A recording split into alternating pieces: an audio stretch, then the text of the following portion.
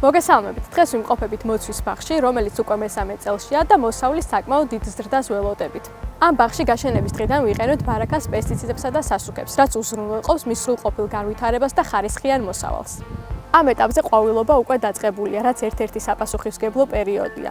ყვავილობა დიდწილად განსაზღვრავს მოსავლის რაოდენობასა და ხარისხს, ამიტომ სრულყოფილად უნდა მოხდეს მისი დაცვა სოკოვანი დაავადებებისგან. ადრეულ გაზაფხულზე მოცვის ყვავილობისას არასტაბილური ამინდებია, იმატებს ტემპერატურა და ტენიანობა, რაც იდეალურ გარემოს ქმნის სოკოვანი დაავადებების განვითარებისთვის. ამ დროს მცენარე ყველაზე დაუცველია და ყვავილები მარტივად ინფიცირდება პათოგენური სოკოებისგან. ამ ეტაპზე ფარულად ვითარდება ისეთი სოკოვანი დაავადებები, როგორიც არის ბოტრიტისი და მონილიოზი. ნაყოფის სიდამპლის გამომწვევი დაავადებებისგან დასაცავად აუცილებელია პრევენციული წამლობები, რომელსაც ვატარებთ ფუნგიციდი ჰერკულესით. ჰერკულესი არის სისტემური მოქმედების, ეფექტურად იცავს მოცვის ყვავილებს სოკოვანი დაავადებებისგან და უზრუნველყოფს ყვავილობის პროცესის სრულყოფილად წარმართვას.